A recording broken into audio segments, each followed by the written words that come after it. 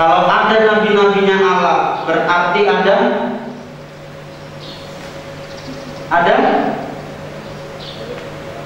nabi palsu. Haleluya.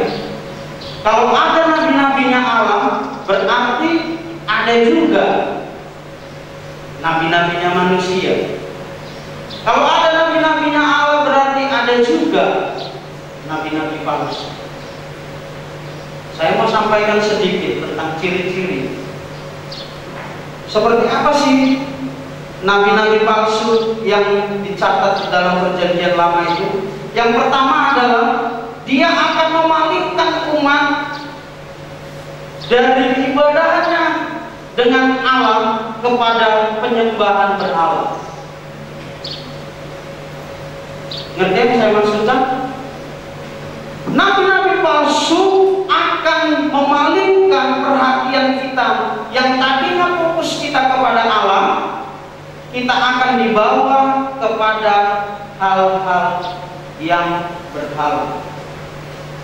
Yang tadinya kita fokus untuk beribadah kepada Tuhan, fokus kita mulai menampilkan diri kita supaya dilihat keren, kita ibadah pakai emas dan segala macam, pakai mobil keren, main musik keren, nyanyi keren, khotbah keren. Tujuannya bukan untuk Tuhan, tetapi untuk dirinya sendiri. Dirinya sendiri dibuat dia menjadi berhala. Lalu yang kedua, cirinya adalah dia akan membuat orang semakin jauh dan semakin jauh dari Allah. Dan dia juga akan melakukan ramalan, sihir, dan lain-lainnya. Makanya ada orang Chinese ya, ada Sio, baru ada orang Jawa, apa namanya? Beton, ada primbon, ada apa ya, banyaklah. Hal-hal seperti itu akan membawa kita kepada tafsiran-tafsiran yang tidak sesuai dengan kebenaran firman Tuhan. Karena saya zaman SMA dulu pernah juga, karena penasaran.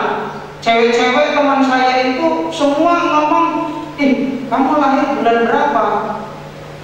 Kamu lahir bulan berapa? Mereka bawa bukunya ke sekolah.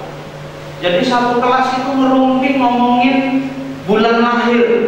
Oh, kamu bulan lahirnya ini. Kamu sifatnya seperti ini, seperti ini, seperti ini, seperti ini. Dalam asmara kamu nanti akan seperti ini. Ada yang pernah? Pernah? Saya pernah. Waktu SMA saya pernah ikut nimbrung karena penasaran. Dan memang isi buku itu bisa dibilang 70-80% lebih mengena sesuai fakta. Karena apa? Ya itu keadaan kita pada saat itu. Orang yang lahirnya bulan Oktober dia akan cenderung diam.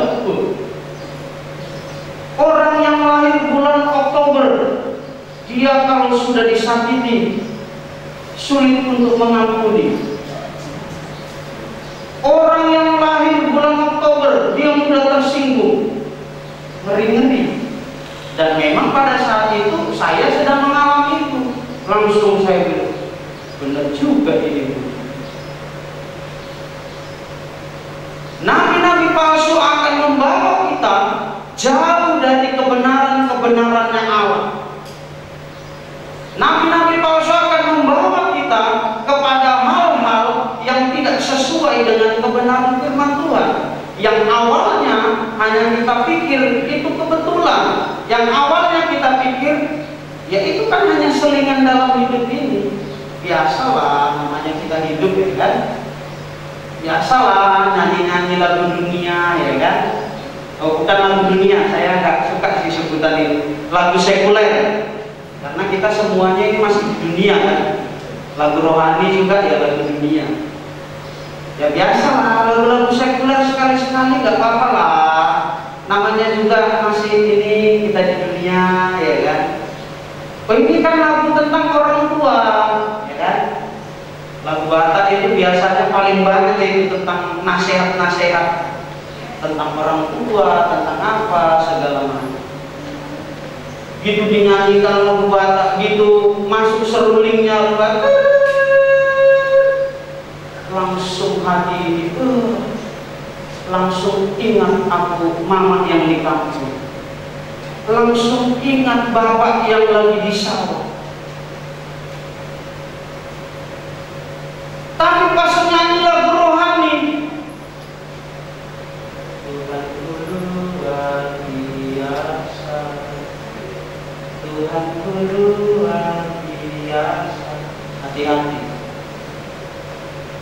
di dalam gereja, di dalam perkumpulan orang Kristen ada nabi-nabi palsu yang memalingkan perhatianmu, yang mengalihkan perhatianmu, yang mengalihkan fokusmu dari kebenaran Allah kepada kebenaran dunia ini, kepada pengertian Allah dibawa kepada pengertian dunia.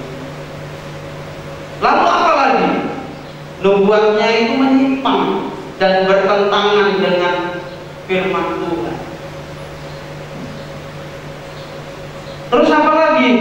Tidak menyingkapkan dosa umat. Jadi inti pesannya itu melus. Nah ini kita harus peka di dalam hal-hal ini. Apalagi kita adalah hamba-hamba Tuhan, apalagi kita adalah teolog-teolognya Tuhan, kita adalah orang-orang pilihannya Tuhan yang nantinya akan menyuarakan kebenaran firman Tuhan. Kita harus peka. Ada kan orang yang bernubuat itu, kalau dia kaya, dia nubuatin yang baik-baik terus. Pernah ketemu nggak? Kalau dia lagi baik, dia nubuatin yang baik terus. Pokoknya nubuatnya itu yang baik terus. Dia berdosa yang baik terus dinubuat. Itulah ciri-ciri nabi-nabi palsu. Saya tadi sudah sampaikan di atas bahwa ciri dari seorang nabinya Allah, dia akan mengungkap dosa, dia akan mengungkap pelanggaran. Karena dia teman baiknya, jangan saya tegur, nanti saya dijauhi, nanti saya nggak punya teman lagi. Cuman dia teman saya satu-satunya di kampus ini, di dunia ini. Jangan saya tegurlah dia, walaupun dia salah. Selama ini dia yang ngasih saya jajan, selama ini dia yang, pokoknya dia yang paling dekat lah. Nanti kalau saya tegur karena dia salah, nanti saya nggak dapat kopi lagi, saya nggak dapat roti lagi. Hati-hati. Kalau engkau dipakai oleh Tuhan, sampaikanlah apa yang Tuhan inginkan untuk engkau sampaikan sesuai dengan kebenarannya Allah. Itu berbicara tentang nabi-nabi yang ada di dalam perjanjian lama. Karena ini sebenarnya satu tema yang sangat menarik. Karena ini bisa dikatakan ada begitu banyak juga perdebatan. Saya baca beberapa artikel, saya lihat channel-channel YouTube, orang ada yang berkata bahwa nabi-nabi itu cukup hanya berhenti di zaman perjanjian lama. Ada juga yang berkata nabi-nabi itu berlaku sampai zaman sekarang ini, dan zaman sekarang ini ada tetap nabi. Nah, sekarang kita akan bahas yang berikutnya. Di dalam perjanjian baru, fungsi seorang nabi itu adalah sebagai pemberita dan penafsir firman Allah. Kalau di dalam perjanjian lama tadi, seorang nabi itu apa yang dia dengar dari Tuhan, itulah yang dia sampaikan kepada umat. Allah berfirman, binasalah engkau. Itulah yang akan disampaikan oleh nabi di dalam perjanjian lama. Di dalam perjanjian baru, fungsi seorang nabi itu, dia sebagai pemberita firman Allah dan penafsir firman Allah yang dipenuhi Roh Kudus,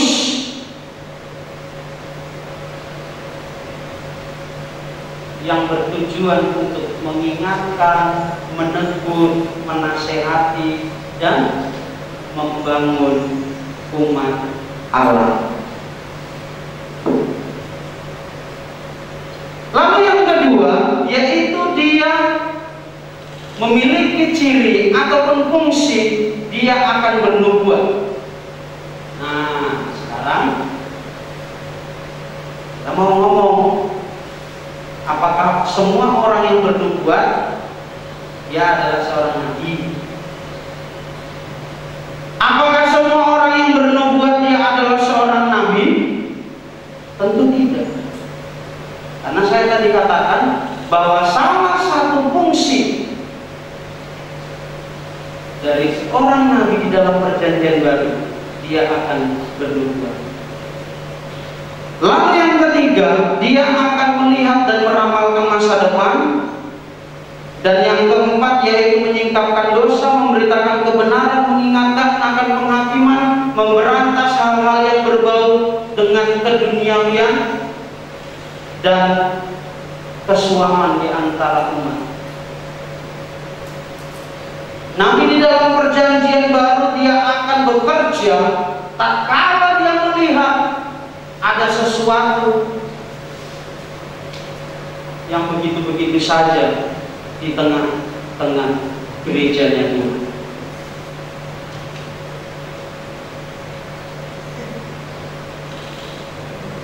Adakah yang bisa sebutkan siapa nabi yang ada di dalam perjanjian baru? Ada?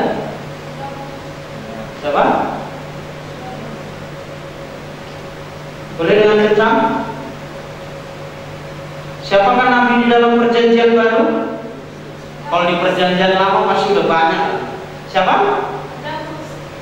Siapa?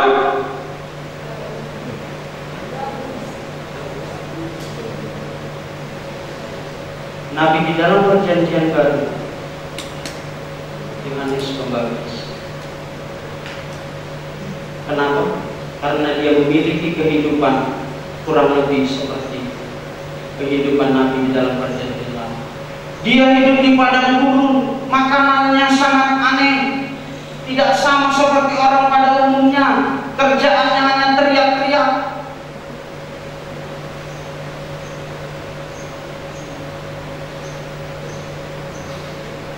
Tapi lihat apa yang dia sampaikan. Dia beritakan tentang janji seorang Mesias. Dia katakan juga bertobatlah. Jadi bukan hanya sesuatu yang baik saja dia sampaikan, tetapi tentang pertobatan, tentang dosa pun dia sampaikan. Lalu di dalam perjanjian lama yang sudah dinubuatkan nabi terakhir, dan kita sama-sama percaya Yesus adalah pribadi yang menyempurnakan segala sesuatu. Amin. Nabi terakhir di dalam perjanjian baru yaitu Yesus. Apakah Yesus itu hanya cukup seorang nabi? Tidak. Dia nabi, dia gembala, dia rasul.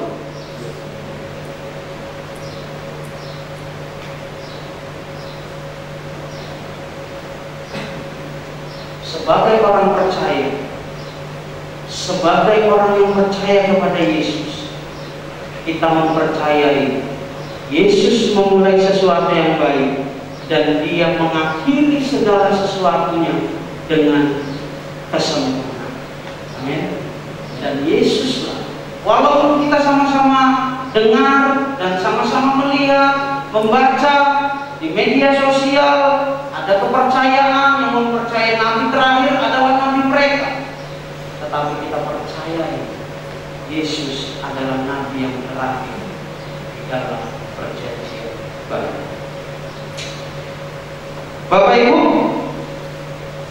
nabi perjanjian baru adalah orang percaya yang berbicara di bawah dorongan Roh Kudus atas nama Allah, yang fokusnya kepada kehidupan kerohanian umat dan kemurnian gereja.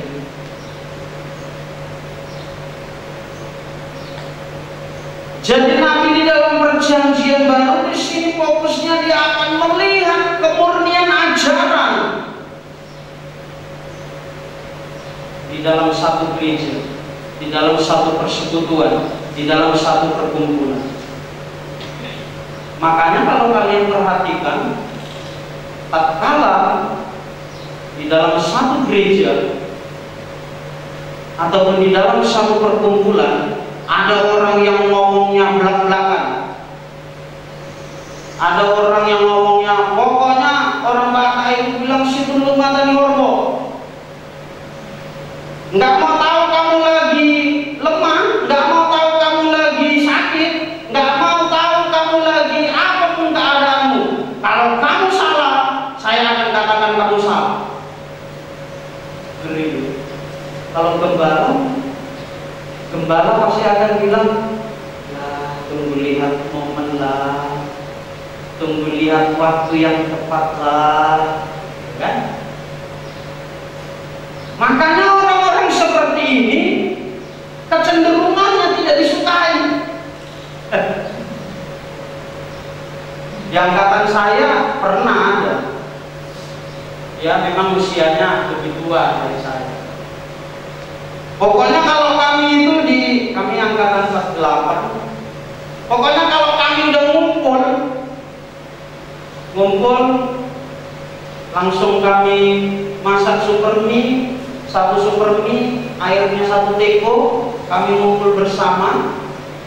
Dia lewat, langsung dia berdiri di depan pintu. Pokoknya kalau dia udah datang, kami hanya bisa diam. Dia akan bilang, kerjaan kalian hanya kumpul-kumpul terus. Padahal baru kumpul kami itu, baru kumpul, baru Indomie aja belum matang, baru dulu kumpul. Dia langsung, kerjaan kalian hanya kumpul terus. Kapan kalian baca Alkitab? Kapan kalian penyembahan? Ya itu dia pergi, ya kami canda-canda, ketawa. Besoknya lagi begitu lagi. Pokoknya kalau ada yang sakit, langsung dia bilang, dosa apa yang kau lakukan? Udah pokoknya nggak mau tahu lah. Kenapa kakimu itu? Tadi waktu kerja kena begini. Itulah waktu. Pokoknya hanya ada kata-kata buat kita greget. Inilah yang terjadi. Inilah yang menjadi ciri khas seorang nabi. Nah, tapi saya nggak katakan dia seorang nabi, walaupun ada model-model kata-katanya, cara menyampaikannya yang lebih mengarah ke sana. Tapi saya tidak katakan dia seorang nabi. Nah, Bapak Ibu, saya membawa kita kepada satu hal, pada inti. Masih adakah nabi di zaman sekarang?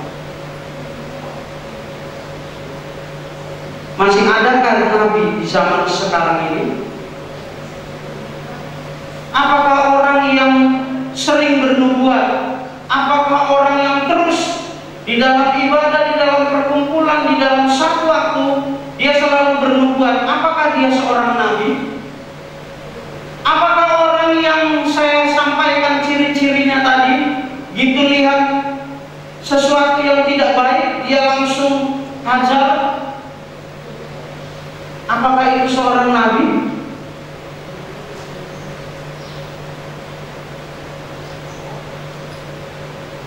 Saya mau katakan, di zaman sekarang ini, keberadaan Nabi sudah tidak ada lagi. Yang ada hanya panggilan Nabi, karunia Nabi, dan suara kenabian. Kenapa saya katakan seperti itu? Mana kita lihat ada satu pribadi yang benar-benar mengasingkan dirinya seperti nabi-nabi yang ada di dalam Alkitab? Tidak. Walaupun kita dengar di luar sana, di Afrika, di Amerika, dan di negara lainnya, ada begitu banyak orang yang mengaku dia adalah nabinya itu. Tetapi saya mau katakan, di zaman sekarang ini, keberadaan Nabi sudah tidak ada. Yang ada hanyalah panggilan Nabi, karunia kenabian, dan suara kenabian. Berarti apa? Berarti kita adalah salah satu orang-orang yang Tuhan panggil dan Tuhan urapi dengan karunia kenabian. Amin. Karena kita menafsirkan ayat, kita menafsirkan firman Allah atas pimpinan Roh Kudus. Bukan mereka-reka. Kita bernubuat karena kita dengar Tuhan yang berfirman di telinga kita, Tuhan yang berfirman di hati kita.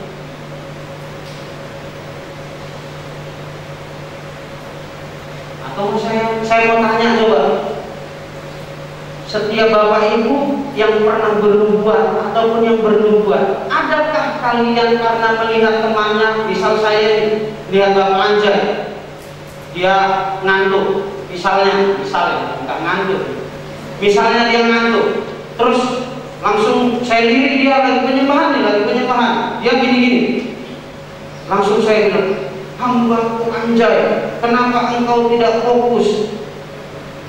Adakah di antara kalian yang seperti itu? Atau kalian lihat teman-teman kalian hidupnya di asrama seperti apa? Lalu tatkala penyembahan, kalian sampaikanlah itu berupa dengan nubuatan? Saya percaya tidak ada. Saya percaya apa yang kita sampaikan di dalam nubuatan, kita dengar langsung dari Tuhan. Amin. Dan itu kita sampaikan. Itulah sebabnya nubuatan yang kita dengar dari Tuhan dan kita sampaikan, intinya itu akan mendatangkan damai sejahtera. Haleluya. Intinya mendatangkan damai sejahtera dan membuat perubahan bagi orang itu. Kalau dia benar-benar berdosa dan dia dinubuati, engkau harus bertobat, dia akan bertobat. Nah, Bapak Ibu, setiap kita adalah orang-orang percaya, setiap kita adalah orang-orang yang dipakai Tuhan, setiap kita adalah orang-orang yang diurapi oleh Tuhan dengan karunia-karunia kenabian. Tetapi ada satu hal yang membuat karunia itu dianggap sebelah mata oleh orang lain, yaitu cara hidup kita. Amin. Cara hidup kita yang masih sering bertentangan dengan firman-Nya Allah. Kalau kita lihat nabi-nabinya Allah di dalam perjanjian lama, mereka hidupnya radikal, sehingga tatkala ada orang yang tidak senang, yang mencoba menjatuhkan, tidak ada satu alasan pun untuk dia meninggalkan kenabian. Karena hidupnya seturut dengan firman Allah. Apa yang dia lakukan sesuai dengan kebenaran Allah.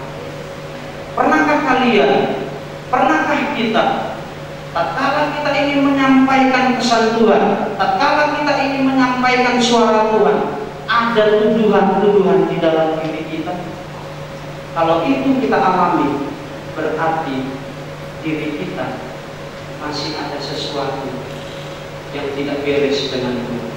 Cara hidup kita, perkataan kita. Karena di generasi saya dulu mahasiswa ada juga yang seperti itu. Dia bernubuat, selesai bernubuat langsung disamperin. Tahu yang kau sampaikan nggak sesuai dengan cara hidup di sini.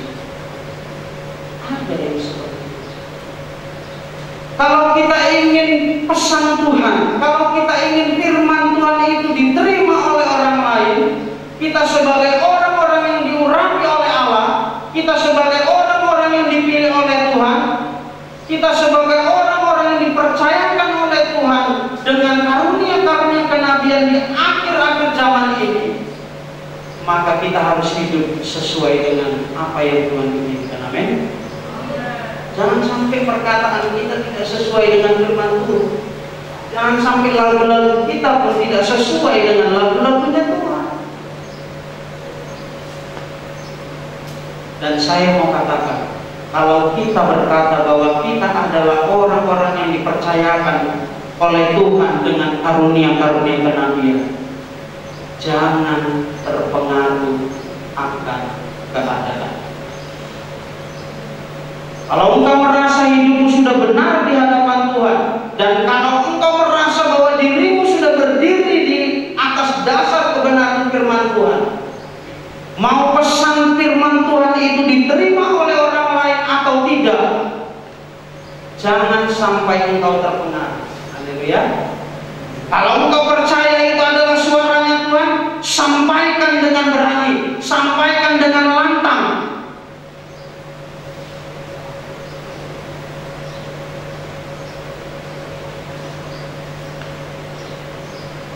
Tuhan yang akan terus bekerja di dalam setiap kehidupan. Dan karunia kenabian ini tidak serta-merta langsung jadi di dalam kehidupan kita. Perlu yang namanya belajar, perlu yang namanya dibimbing, perlu yang namanya dibina, perlu yang namanya diarahkan. Amin. Adik kelas yang baru mulai bernubuat, tatkala diingatkan oleh kakak kelas cara engkau menyampaikan, mari dengar dan engkau responi dengan baik, dan tepat pada waktunya Tuhan akan pakai engkau dengan luar biasa. Amin. Puji nama Tuhan. Biarlah pesan firman Tuhan pada pagi hari ini bisa menjadi kekuatan dan memberikan pemahaman kepada setiap kita untuk kita boleh menjalani waktu-waktu ataupun menghadapi kehidupan di bangsa ini, kehidupan di dunia ini yang sedang terjadi, yang mulai mengacaukan perhatian, mengacaukan pikiran kita untuk kita jauh daripada Tuhan. Tetapi biarlah setiap kehidupan kita boleh semakin mendekatkan diri dengan Tuhan. Saya mengundang pelayan-pelayan Tuhan untuk maju ke depan. Saya mengundang Bapak Ibu semuanya untuk bangkit berdiri. Bapak Ibu, engkau boleh ambil waktu sebentar untuk engkau bersaat teduh dengan Tuhan. Engkau mulai tanya kepada Tuhan, apa yang engkau lakukan akhir-akhir ini? Apakah itu mengecewakan hati Tuhan ataukah itu menyenangkan hati Tuhan? Bapak Ibu, saya mau katakan pada pagi hari ini, setiap kita adalah orang-orang yang Tuhan pilih. Setiap kita adalah orang-orang yang Tuhan percayakan untuk menerima